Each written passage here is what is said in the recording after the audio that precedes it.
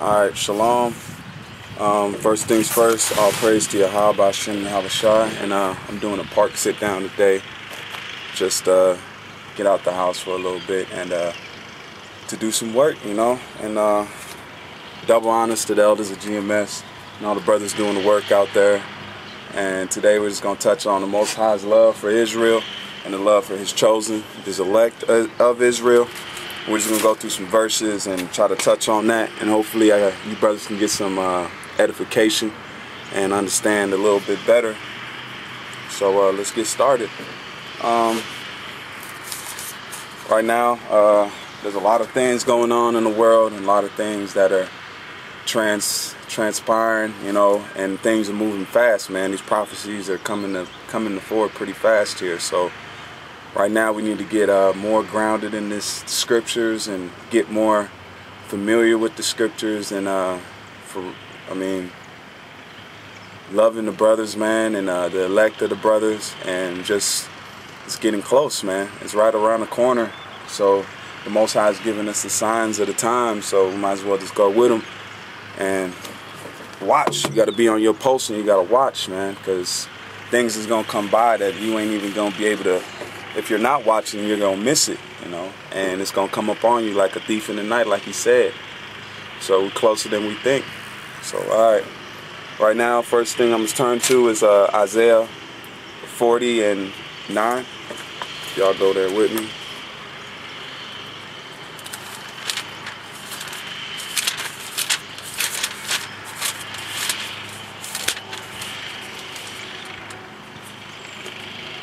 All right, Isaiah 40 and 9, and it reads, O Zion, O Zion that begetteth good tidings, get thee up into the high mountains. O Jerusalem that bringeth good tidings, lift up thy voice with strength, lift up, be not afraid, say unto the cities of Judah, behold your power. And that's saying right now, you know, get up to the high mountains, man. Pretty much to the brothers out there on the highways and byways and bringing this truth forward. That's what you're supposed to be saying, man. The kingdom of heaven is at hand. You know, don't be afraid, because in these last days, he's going to be the stability of these times. These scriptures are going to be the strength and stability when these last days come upon us, man. When all this desolation and all this famine comes upon us, the Most High said he's got us. You know, that's for the wicked, you know, people that want to be wicked in Israel, and to the heathen that are wicked out here right now.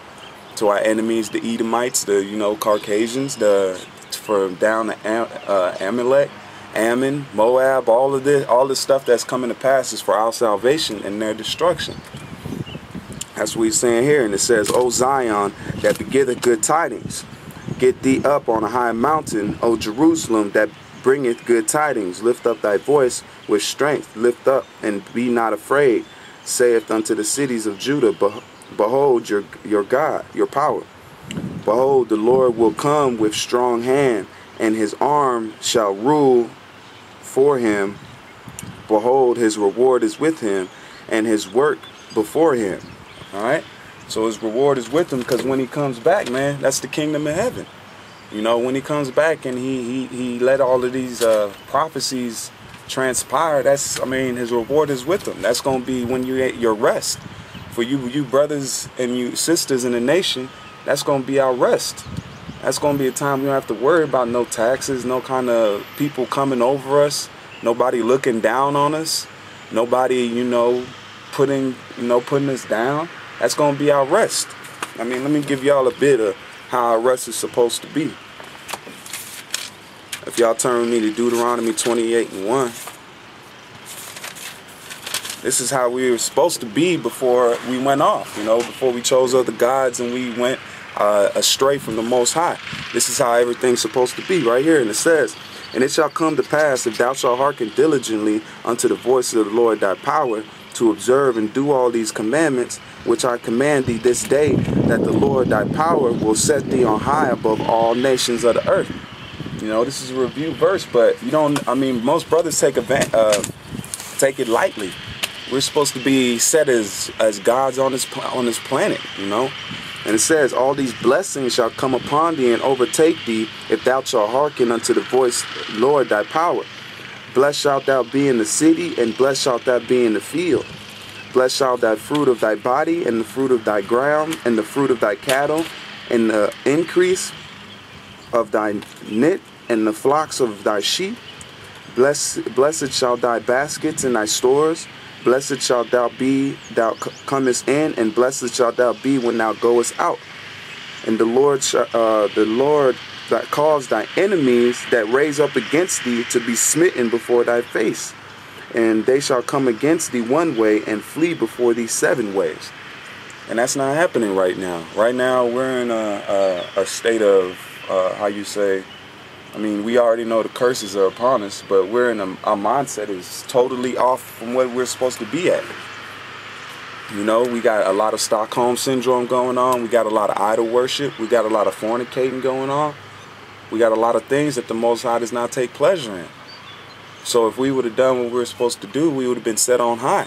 This is just little examples. You know, anything we touch, like the elders brought out, is turned to gold. We supposed to have the Midas touch, the real life Midas touch. Anything we touch was supposed to turn to pure gold, you know? So that's what the Most High saying, that, you know, he's going to do that for us again. His reward is with him.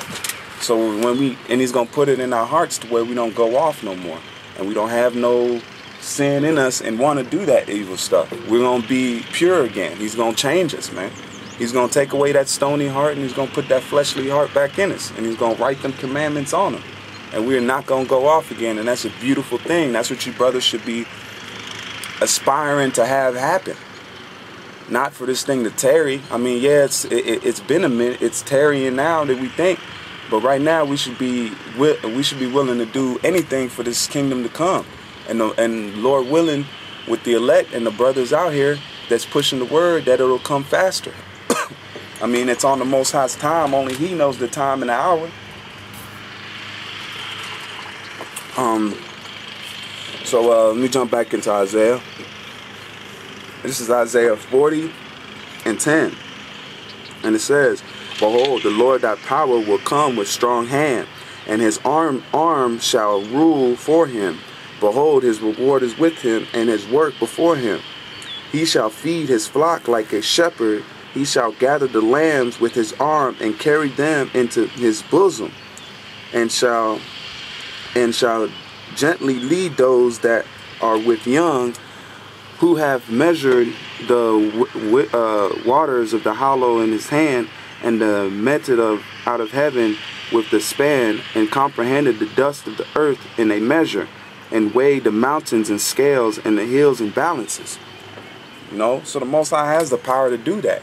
You know, this is the Most High, and the Lord has the power to do all that. So it's nothing for him to make this happen. You know, he's just waiting on us to, you know, receive it. All right, he does not have to sit here and try to put us our salvation, you know, and do this for us. So this is something that he's doing for us, not anybody else. You know, we went into the slavery for, hold on, let me get that. Let me get that in Baruch.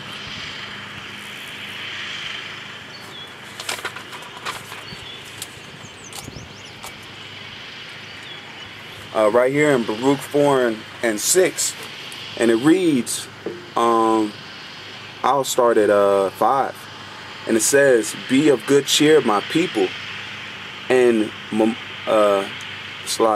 be of good cheer, my people, and memorial of Israel. Ye were sold to the nations, not for your destruction, but because you moved the Most High to wrath. Ye were delivered unto the enemies, for ye provoked him that made you, sacrificing unto devils, and not to the power, not to Yahweh. Alright, we were not sold unto these people for our destruction, man. It's our chastising, our correction. Now for the elect that's waking up and seeing our transgressions and seeing that, I mean, you got to be mad at Edom, Esau, and the rest of the heathens for what they did. But then you had to look at yourself and your transgression. Okay? You can't be mad at the Most High for doing what he did to you, because it's a correction. All right, if you just like you a kid and you do something and you get whooped, you can't be mad because the whooping is for you to know what correction is. You know, that's the Most High's whipping stick. You know, He put them enemies on us for